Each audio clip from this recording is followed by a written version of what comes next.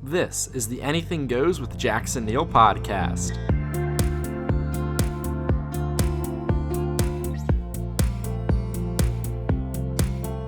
Welcome back to the podcast. Anything Goes with Jackson Neill. I'm Jackson Neill, of course, here for episode number 119. Today, Lostboycrow is on the show. I caught up with him recently while he was in Philadelphia to talk about his latest project, Sante Fe. Before we jump into that, I want to remind everyone to subscribe to this podcast on your favorite platforms, as this is everywhere you listen to podcasts. It's Apple Podcasts, Spotify, Stitcher, YouTube, SoundCloud. Basically, wherever you like to listen to a podcast, you can find this one there. And by rating and subscribing, you make sure you get every new episode on each Tuesday and Thursday. So, earlier this year here in 2019, Chris released his project Sante Fe under his name Lostboycrow. It's a music project he's been doing for several years now, and one that he's found some success with. And the Sante Fe project has been one of his best, in my personal opinion. It's this project where he made it while staying in New Mexico for a couple days, although the journey there was even getting a little rocky. He tells me about being sick on the way there, how he was only able to really be healthy for a couple days while there, but it was him and a ton of his friends staying at this Airbnb near Sante Fe, of all places. There's the album name. And by staying there, the location kind of inspired him. He's never really been there before, but he decided this would be the perfect place to record the album.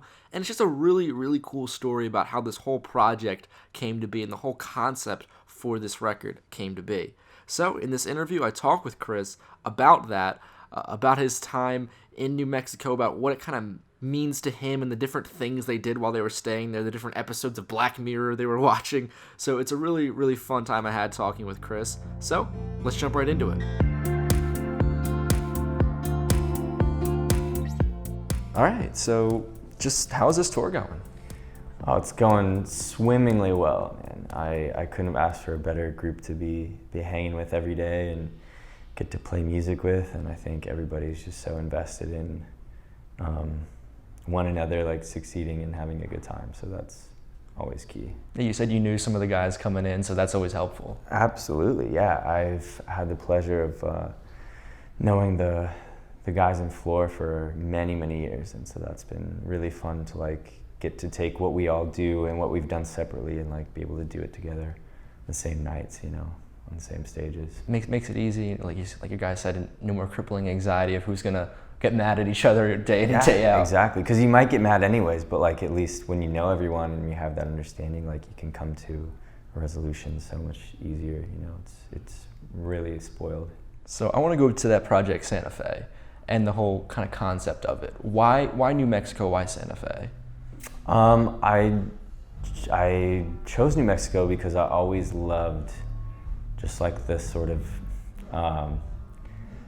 the high desert sort of like, I don't know, it gave me like really like desolate but like peaceful vibes, and when it came time to make the album, I knew I wanted to pick somewhere outside of LA, somewhere outside of my comfort zone, outside of my like community, but I also didn't want it to be like, you know, one big like tropical party, but I also didn't want us to like get snowed in anywhere, so I was like, all right, New Mexico might be the perfect crime because it's like, it's that high desert, it's gonna be like kind of snowy, but again, it's like, it's desert, you know, we're not in danger of like an ice storm, but like it won't be like, you know, Cancun or anything. Like we can get some work down, we can kind of hunker down inside the house and like hopefully discover like the sounds and the you know, content that we want, and that's what happened. So I'd always kind of traveled through Albuquerque a lot as a singer-songwriter before Lostboycrow, and really enjoyed the people and the welcome with which I was received, but had never made it up to Sante Fe, and so kind of landed on Sante Fe for a few reasons, but that being one of them. I loved my time in New Mexico and the people there, but I'd never been to Sante Fe and always heard these great things, so it seemed like the perfect place to kind of retreat to and discover where the album would live. So. And there's no way you can get distracted by going on a beach in Sante Fe, not like Cancun. No, not quite. Especially not in January, man. I mean, it was like a kind of like a ghost town, but in a really cool way. Mm-hmm. How long were you there? Well, we were supposed to be there, I think, for 8 days. I ended up getting, I don't want to exaggerate, but let's say deathly ill with the flu. All right, so I'll backtrack a little bit. It was going to be me and some friends going to Sante Fe, setting up shop, gear, some keyboards, guitars, seeing what happens.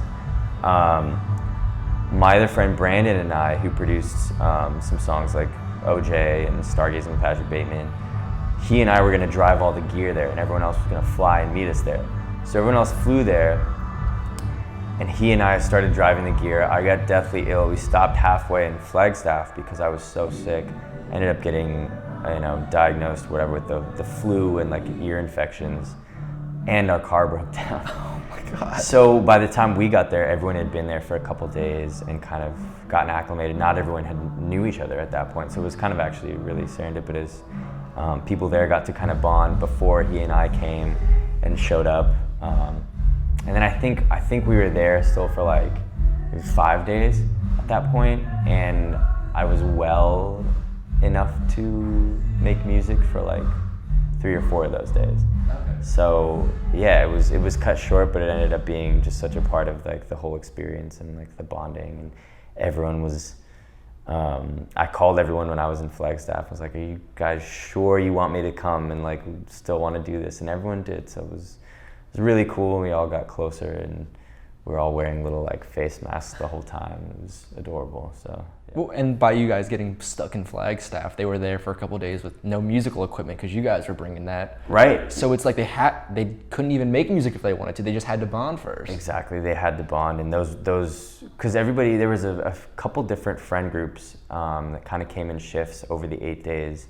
There was some overlap, but that first friend group didn't really know each other that well. So it was really cool in a way for them. They all met on the plane there. And yeah, they sat next to each other, and I think they had a good time. And by the time we got there, everyone was like, it was like they'd been to war together or something. How do you think that impacted like the music that you guys were able to make? I think it just really allowed us to get on the same page and to sort of let our guards down. And just like I said, by the time I got there, and then by the time, even a couple days later, by the time I felt well enough to try singing, we had all sort of been through this weird thing together, and I feel like it was just really conducive to us, again, just being open and receptive, and watching Black Mirror episodes together every night, which led to songs like San Junipero and stuff like that. So it was definitely affected it, I think. So who did you invite? Who were the people that came with you? Oh man, I have to remember now. My buddy Cody Tarpley was there. He and I have worked together for years. My buddy Mero, my friend Rachel Knobloch, who's done a lot of art with me. She was there kind of documenting everything. Buddy Dylan from Floor, who plays bass in Floor and produces with them. He and I did Waste of Time. We wrote it in Sante Fe together. It was the first song we actually got done in Sante Fe. My buddy Brandon Hallam, he goes by Real Milk. He was the one driving there with me. I got him sick on the way there, and it hit him later, so he was actually quarantined the whole time. No one saw him. Like we were in an Airbnb, he took the master bedroom, and we'd go out for like dinner or something and come back, and there was like evidence of him, like something like he'd made dinner, or like, watched, like there was evidence of him, but we never saw him. And to testament to him, he did a great job of like staying quarantined because no one else got sick. Did he like work on music while still being like, No, quarantined? he was like dying. It was so bad. I had antibiotics, he didn't have anything. So he was in bad shape, but we had ended up, he and I had worked on some songs like Orange Juice, Stargazing with Patrick Bateman, and Map just before the trip. And I didn't know if those were gonna live on the album or not. So when we all went to work on the album, he wasn't able to work, and then those songs ended up being the first 3 songs in a row on the album. So I was really glad that it worked out that way, because he couldn't participate on the actual trip, but he and I ended up still making 3 songs on the album together. So it was really So still all kind of worked out. Yeah, definitely. So I kind of want to get into Sante Fe and just the whole how that landscape affected the project, because sounds like you really kind of had an idea of why you wanted to go there specifically. So you mentioned it's kind of desolate there, and it's kind of like a ghost town. How did that maybe influence how the kind of music that came out of the whole experience? I think it kind of feels like it's very reflective. It's like, I'm trying to think how best to describe, like, the sky, like the sunsets were always like purple and clear skies, but like purple and kind of like cold out. It was January. So it was just this very, kind of set the tone right off the bat of like this very like introspective, reflective, sort of like you're looking at something beautiful, but it's just very pensive. And so the album to me kind of became this sort of cyclical conversation of me talking to my past self and my past self talking to me, and I think that definitely wasn't the idea necessarily going in, but it kind of came about just being so like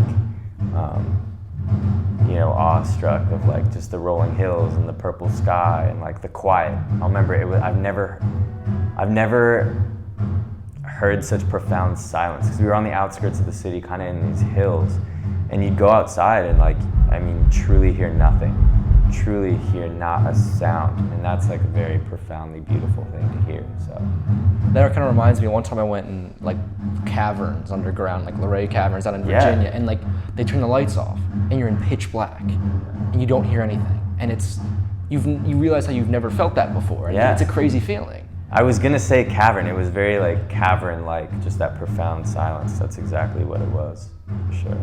So, you kind of mentioned the music being kind of personal and reflective. Is being in that desolated, isolated place, did that allow you to make more personal music that was more personal than you'd ever have made before, kind of thing? Was this some of the most personal music you would say? Definitely. I think it's absolutely the most personal music, especially as a body of work that I've released. And yeah, I think a lot of that was the location, and also just I don't know, like if decision's the right word, but just the ability to start every song on guitar, which is pretty much how every song on the album was started, also just allowed me to be a little bit more raw and come from like a very lyric and vocal centered place, and less about the production, even though there's a lot of cool production on the album. It was all like kind of about the voice and like the lyric. Do you usually start all your songs with guitar, or is that something you did? I do now. I had before, just out of necessity, and then a lot of the early Lostboycrow stuff, it was kind of Dylan and I, messing around. He would show me a track and I would kind of write something over it, or we would take a song I'd written on the guitar and kind of make it completely different. And so with the album Sante Fe, I wanted to get back to that place of like writing on the guitar and kind of keeping that element of like, the songs don't sound singer-songwriter as far as the genre, but it is a singer-songwriter, in the literal sense of both those components. So I keep hearing that this was going down to Sante Fe was this kind of thing for you to almost get back to kind of your roots. Mm-hmm. You're from Oregon?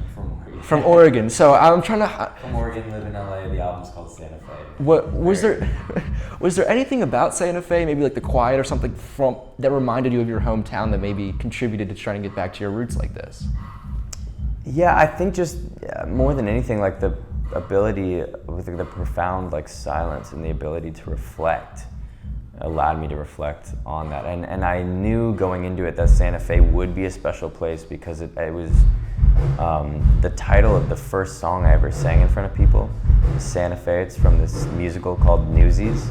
Oh yeah. And so that was also like kind of something I realized after I decided we wanted to go to Sante Fe. Was like, oh yeah, it's actually means a lot to me because it was Sante Fe was the first song, the name of the first song I ever sang in front of people. And so kind of that was one more component going into it where I kind of resolved to like make this about, like kind of future nostalgic, kind of reflecting on life type thing, because Sante Fe was that first song I'd sung in front of people. I didn't know what to expect about any of this. I didn't know how I was going to try and pursue music, and just that sort of like hopeful naivety and like talking with myself now and getting back to that place of like sort of innocence on the guitar and like writing and making mistakes and stuff like that. So. And it's kind of cool that it all happened on your debut full-length project. Too. Yeah, I'm really grateful that it did. Yeah, definitely. And with this being your debut full-length, you've released a couple EPs. Obviously, going to a new place to record was something you knew you wanted to do different for this full-length. But what were some other things that you thought maybe let's do different for this project? I mean, one of the reasons I wanted to go was that we intentionally limited our resources, because today when you're working even in someone's bedroom or living room, you kind of have this unlimited soundscape of plugins and sounds and things. You can sound like anything. There's an unlimited sound bank, So I wanted to go somewhere and have everybody working on the same 2 keyboards and the same 2 guitars. We went to Sante Fe. I went to an old used guitar shop. I bought an acoustic guitar, an electric guitar, and we used that on every song. Stuff like that, kind of like intentionally, not just using like actual instruments again, but using the same instruments on a lot of the songs and sort of like challenging our creativity by limiting our resources, if that makes sense. So that was the main thing I wanted to do with the album. Because nowadays it's almost you can get lost in having everything. Yeah, there's like you can have whatever sound you want, but there's something special about going to an old guitar store and like buying a shitty acoustic and like an interesting electric, and that's what you got. And then make it sound how it's going to And then discovering the sounds that instrument exactly. could give you. Exactly, because we went there to discover a sound, and so that was really part of it.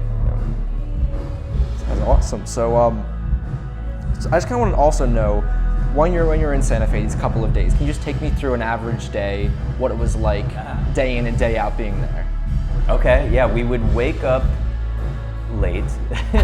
I at least had an excuse. I was very sick, but we would kind of wake up late. I would wake up late. People would kind of already be in their corner of the house working on something, whether it was a song we started or just kind of like their own thing. And we would usually like kind of dive into a song idea right away, because someone would already inevitably be working. So we'd kind of just get together. I'd kind of float around the house and see what Cody was doing, or try and finish that idea I started with Dylan yesterday, something like that. Kind of work on stuff for a bit, kind of low pressure, still early in the day. And then we would make dinner reservations at this place called Pasquale's.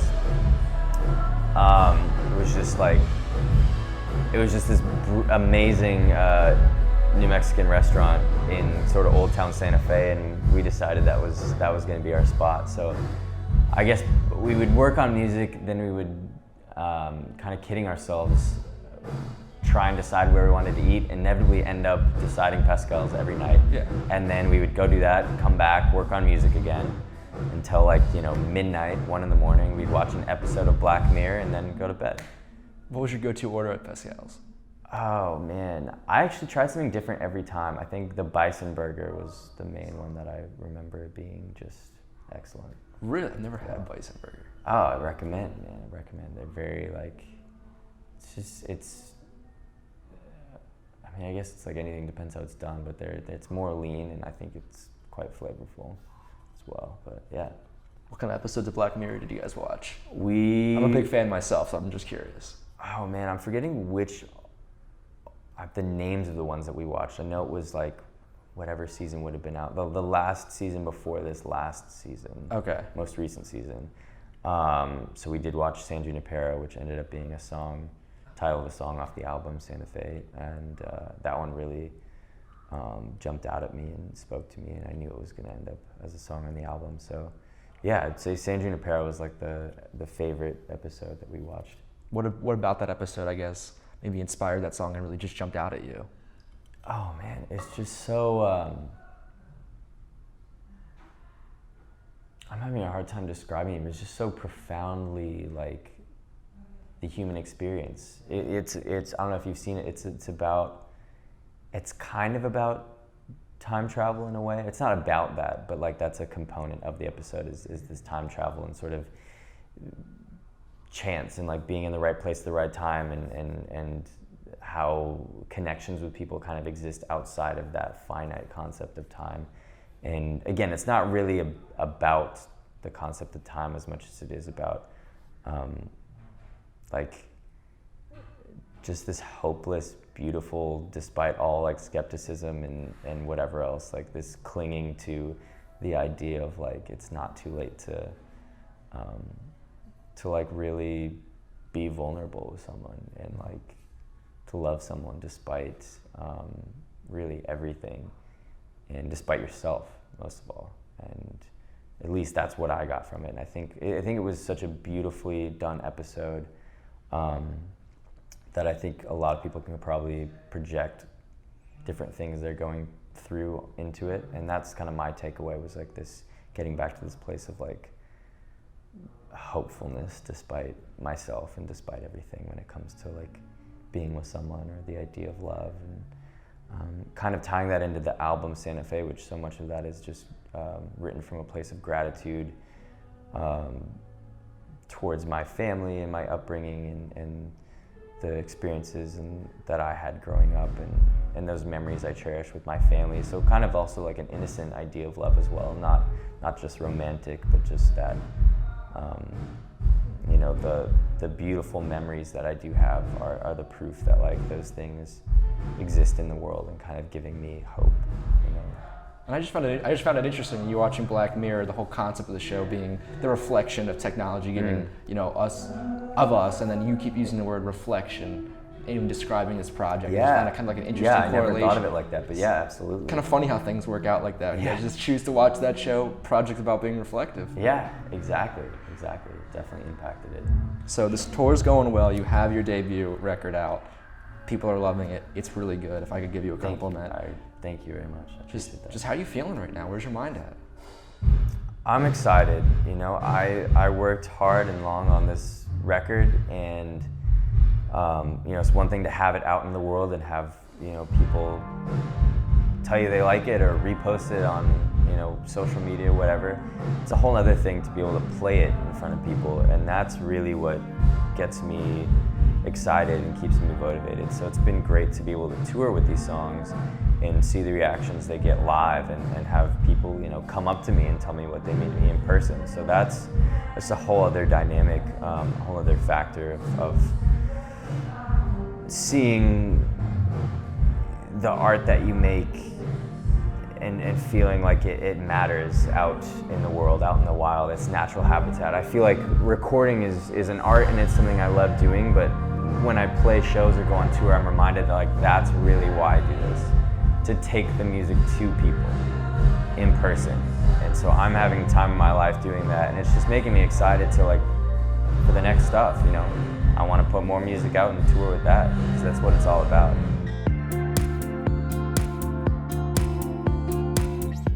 And a big thank you to Chris for coming onto the podcast. Remember, go down into the show notes. The first two links you'll find, one will be to check out Sante Fe, so you can go listen to that project in its entirety. And the second one will be a link to follow Lostboycrow on social media, so you can keep up to date with everything that he is up to. And with that, that'll wrap it up for this episode of Anything Goes with Jackson Neill. Thank you so much for checking it out. Remember, new episodes every Tuesday and Thursday. You can find this podcast on your favorite streaming platforms, including Apple Podcasts, Spotify, Stitcher, SoundCloud, YouTube, all of those places. So make sure to check out and subscribe wherever you like to listen. Also, visit JacksonNeillPodcasts.com to find out my sports and music discussion podcasts, which are updated on there as well. Now, if you're a really big fan of the show, maybe consider becoming a subscriber on Patreon. There, you get access to cool bonus content right here from this podcast, including bonus questions I ask during interviews.